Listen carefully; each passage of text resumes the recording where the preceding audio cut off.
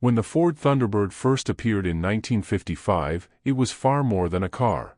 It was an idea, a symbol of post-war confidence, and a declaration that American luxury could be wrapped in chrome, steel, and passion. The United States had entered a new era of prosperity, where the automobile wasn't just a means of transport but an extension of personality and status. Ford's engineers and designers, sensing the pulse of the time, envisioned something that would captivate hearts not only with performance but with elegance, comfort, and a distinctly American sense of freedom. The result was the Thunderbird, a car that would forever redefine what personal luxury meant on four wheels. The story of the Thunderbird begins with a challenge. In the early 1950s, General Motors had unleashed the Chevrolet Corvette, a sleek, fiberglass-bodied roadster inspired by Europe's nimble sports cars.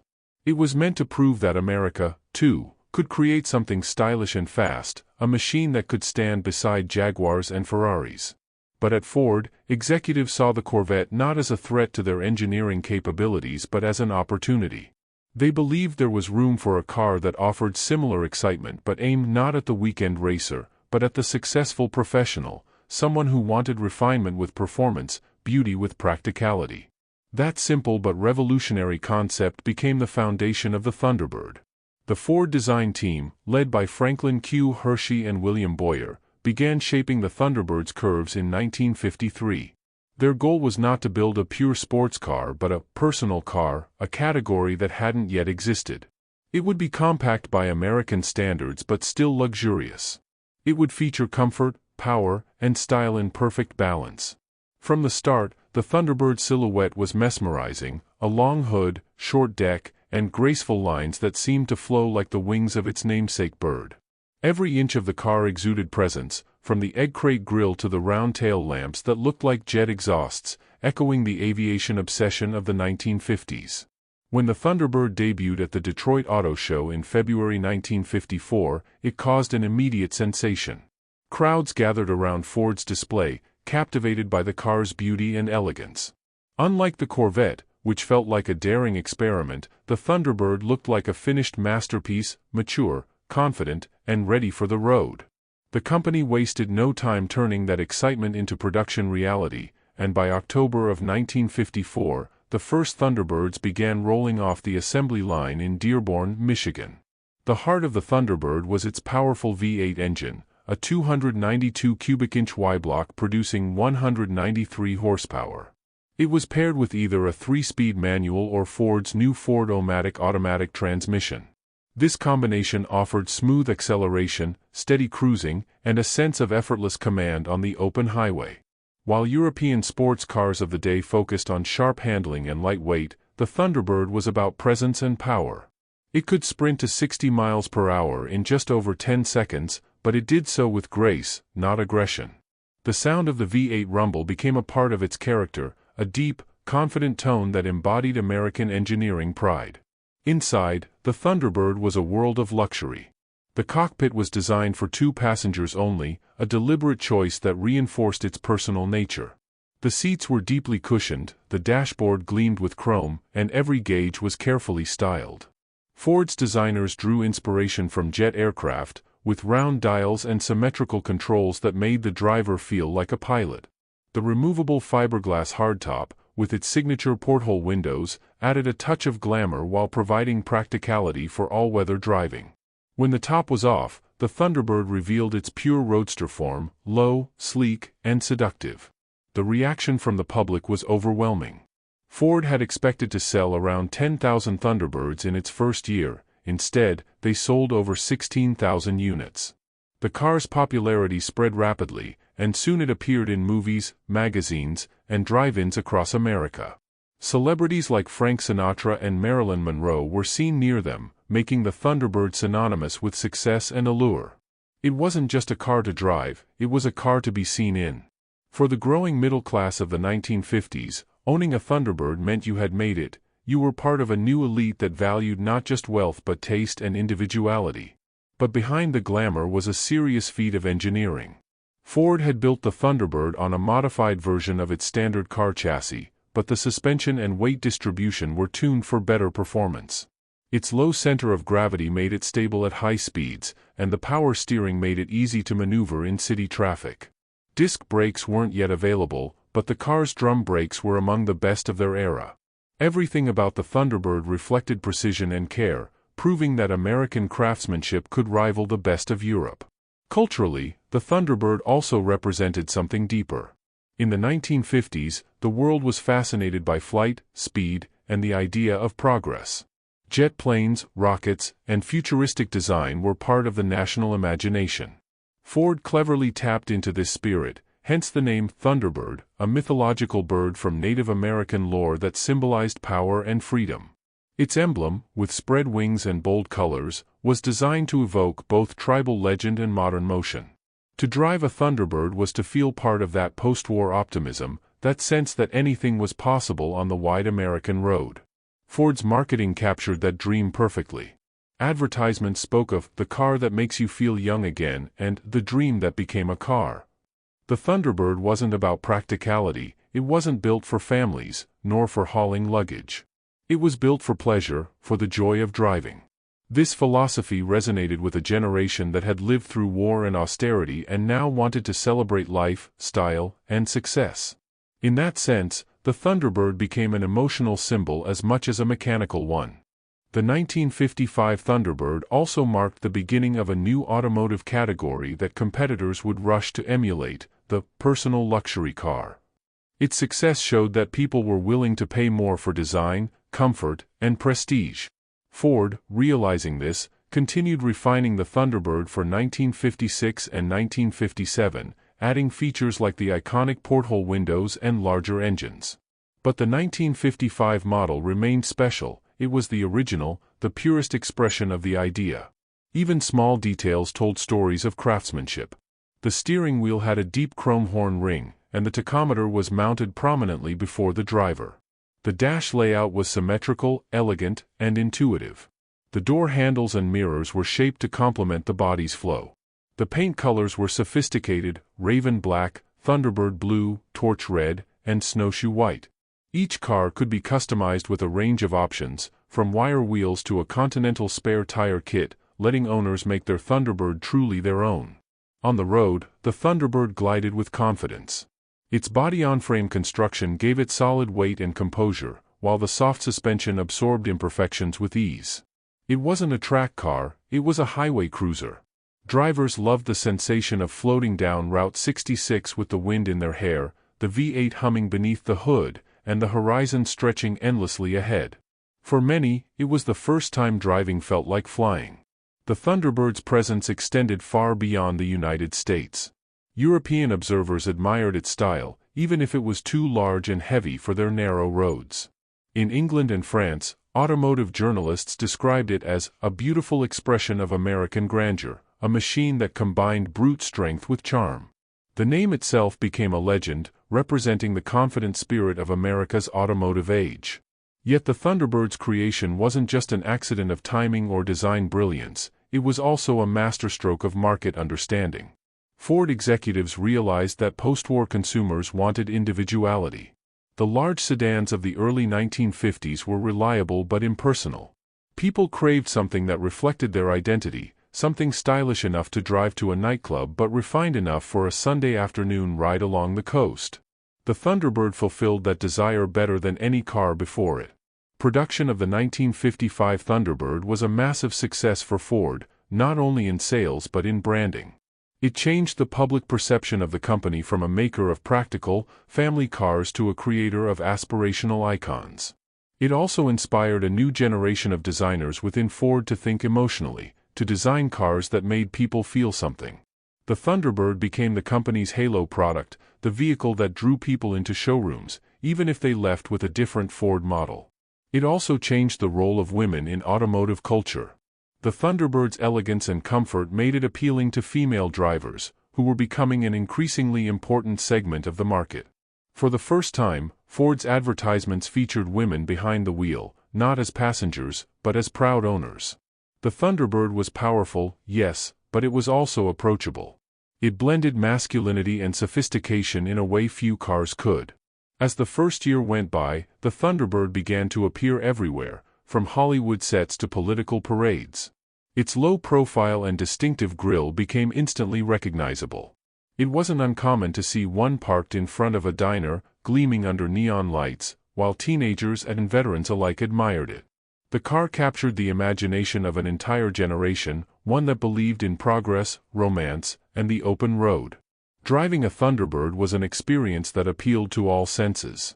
The heavy steel doors closed with a satisfying thud, the engine started with a deep growl, and the interior smelled of leather and chrome. As you accelerated, the sound built up in waves, a symphony of mechanical confidence. It was a car that didn't just transport you physically, it transported you emotionally into a world where elegance met excitement. That was the magic of the 1955 Thunderbird, it turned every drive into a celebration of life. By the end of 1955, the Thunderbird had achieved cult status. Ford's competitors took notice, but none could replicate the formula exactly. Chevrolet improved the Corvette, but it remained a purer sports car, less comfortable and more focused on speed. Chrysler and General Motors both experimented with luxury coupes, but the Thunderbird's combination of size, performance, and beauty remained unique. It was the perfect balance between passion and practicality. The Thunderbird's success also influenced other industries. Fashion designers referenced its colors, musicians mentioned it in songs, and advertisers used its image to sell everything from watches to cigarettes. It became a cultural icon, representing not just Ford, but America itself. To the rest of the world, the Thunderbird symbolized the land of opportunity, freedom, and ambition, a land that could produce machines as beautiful as they were powerful. Behind the scenes, Ford's design team celebrated their triumph but immediately began planning the next evolution. They knew that the Thunderbird had tapped into something special, an emotional connection between car and driver. Maintaining that feeling while improving comfort and technology would become the guiding philosophy for all future models. But none would ever match the purity of that first 1955 edition, when the idea of luxury and freedom first took flight on American highways. As 1955 turned into 1956, the Ford Thunderbird had already become a symbol of something greater than any marketing team could have imagined. It was no longer just a car that people wanted, it was a dream they aspired to live. The sight of a Thunderbird gliding down a palm-lined boulevard in California or parked outside a jazz club in Chicago told a story without words, a story about confidence, success, and the art of living well in post-war America. The car's reputation grew not through aggressive advertising alone, but through presence, the kind of presence that drew attention wherever it went. Ford had created something that appealed equally to the mind and the heart, to logic and desire. Yet, within the company, there were debates about what the Thunderbird should become.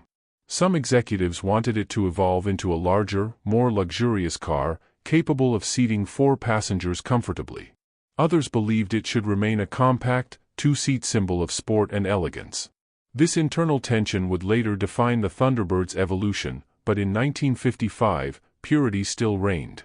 The car's proportions were perfect, short, wide, low to the ground, and balanced in a way that felt timeless. It had that rare quality of looking fast even when it was standing still. The Thunderbird's charm also lay in how it reflected its era.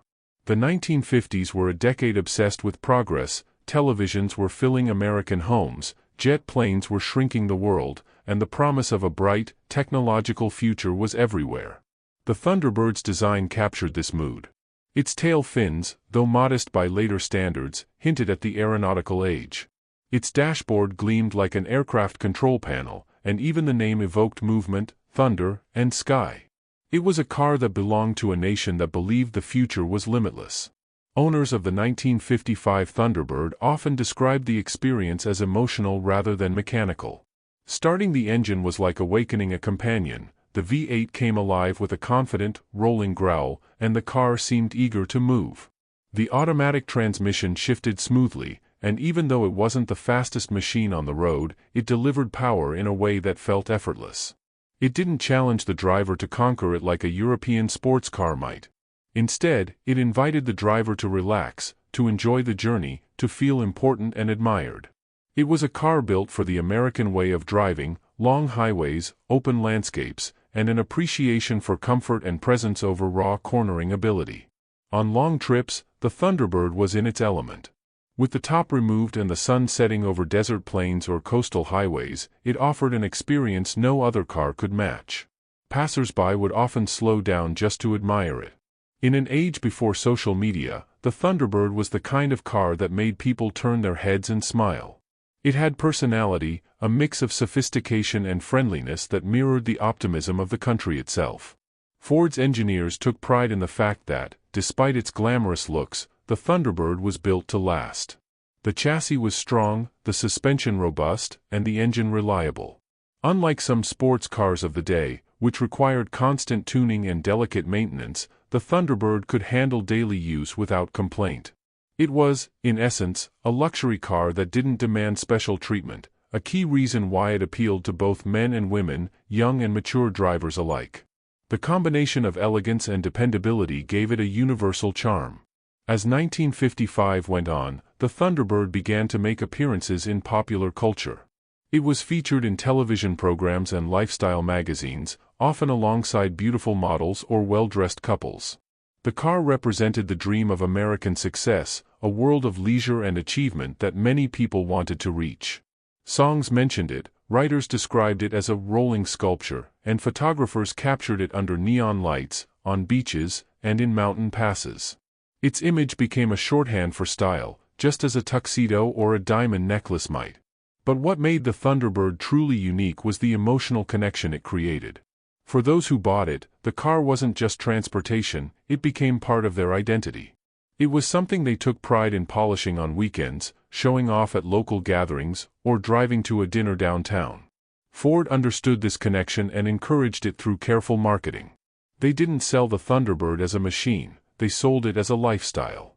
Go first class, in the Thunderbird, one advertisement read, showing a smiling couple cruising along the Pacific Coast Highway. It wasn't about horsepower figures, it was about elegance, freedom, and belonging to a new kind of American aristocracy. The Thunderbird also began to appear in films, often associated with romance and mystery. It was the car of choice for characters who were independent, successful, and a little rebellious. Hollywood's fascination with the car helped immortalize it on screen, making it a symbol of mid-century cool. Even decades later, the image of a 1955 Thunderbird gliding through the golden light of Los Angeles remains one of the most evocative in American cinematic culture. Meanwhile, Ford's competitors watched closely. General Motors had underestimated the Thunderbird's potential, thinking it would be just another small niche product. But the sales numbers proved otherwise. The Thunderbird's success forced GM to rethink its entire approach to the Corvette and to develop its own line of personal luxury coupes later in the decade. Chrysler and Studebaker also took notice, but none could match the Thunderbird's perfect blend of glamour and accessibility. It had struck a chord no one else could replicate. In the garages of America, the Thunderbird became a prized possession. Owners formed clubs, met at car shows, and wrote letters to Ford expressing their admiration. For many, it was the first car that felt truly theirs, not their parents' sedan, not a company fleet car, but a personal statement of who they were. This sense of individuality was something new in the automotive world, and it would go on to influence how cars were marketed for generations to come. There were also fascinating human stories behind the car's creation. Chief designer Franklin Q. Hershey had been inspired by aircraft fuselages and had once sketched the first Thunderbird concept on a simple piece of paper during a meeting. Ford's management, especially Louis Crusoe, immediately saw potential. They wanted something that would make American drivers dream again. That spirit of bold experimentation ran through every decision, from the use of a steel body instead of fiberglass, to the commitment to quality materials, to the insistence on a removable hardtop that gave the car two distinct personalities. The Thunderbird was a car that took risks, and won. By 1956, the car received updates like a new rear-mounted spare tire and the iconic circular, porthole, windows in the hardtop. These additions were more than cosmetic, they reinforced the Thunderbird's reputation as a design icon. The porthole became an instantly recognizable feature, copied and admired for decades. But even as Ford refined the model, many enthusiasts still saw the 1955 version as the purest expression of the idea, simple, balanced, and bold. In retrospect, the 1955 Thunderbird captured the essence of mid-century America better than almost any other automobile. It reflected a time when design, engineering, and emotion worked together seamlessly. It was a car built by people who believed in beauty and progress. To drive it today is to travel back to that golden age, when style was celebrated, when roads were new, and when cars were more than machines, they were dreams made tangible. For collectors, the 1955 Thunderbird has become a sacred artifact. Its clean lines, restrained chrome, and perfectly proportioned body make it one of the most desirable classic cars ever built. Restored examples often shine brighter than when they were new, their paint reflecting the sky just as it did 70 years ago. Yet no amount of restoration can recreate the excitement that surrounded the Thunderbird's original launch, that moment when the American public first realized that luxury could also be personal, intimate, and exhilarating. What makes the Thunderbird's legacy even more powerful is how it transcended generations. Even people who were born decades later recognize it instantly. Its name still evokes style and nostalgia. Modern designers study its form, marveling at how its simplicity conveyed so much emotion. It was, and remains, a reminder that great design doesn't age, it only gains depth with time. The Thunderbird also influenced Ford's future direction in subtle but lasting ways. It encouraged the company to take design risks, to pursue passion projects, and to understand the emotional connection between people and their cars. Without the Thunderbird, it's possible that later icons like the Mustang might never have existed. The philosophy of creating a car that speaks to the soul began here, in 1955, with that graceful two-seater that turned heads across America. Driving a 1955 Thunderbird today is an experience unlike any modern vehicle. There's a tangible sense of history in the way the car moves. The steering is heavy but communicative, the suspension soft but composed, and the sound, that deep, rolling growl of the Y-block V8, fills the cabin like music. The world outside seems to slow down as you drive. People wave, smile, or point, strangers approach at gas stations to ask questions. The car radiates charm and warmth, as if it carries the optimism of the 1950s within its steel and chrome. In an age dominated by automation and efficiency, the Thunderbird reminds us that machines can also have soul. It doesn't drive itself, it demands your touch, your attention, your care. It rewards you not with numbers or data but with feeling.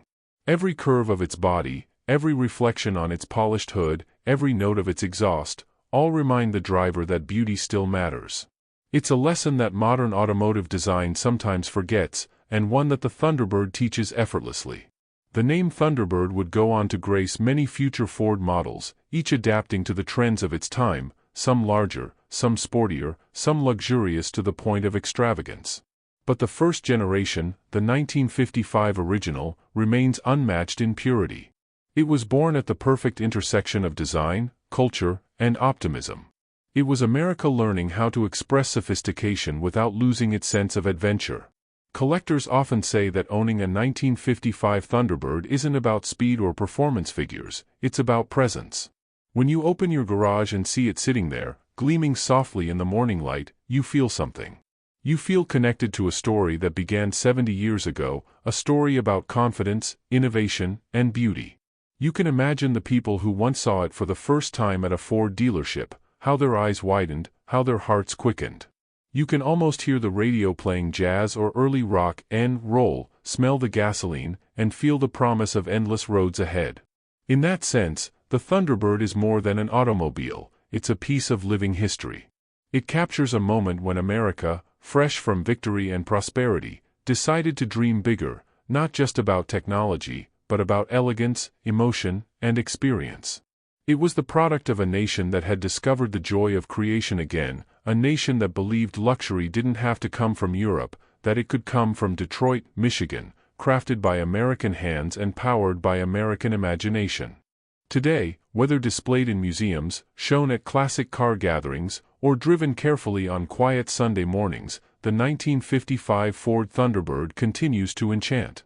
Its paint may gleam brighter than ever, but its true brilliance lies in what it represents, the eternal allure of freedom on four wheels. It reminds us that a great car doesn't just move people across distances, it moves them emotionally, too. The story of the 1955 Ford Thunderbird, then, is not just a story about metal and mechanics. It's about a nation's confidence, a designer's vision, and a timeless human desire to express beauty through motion.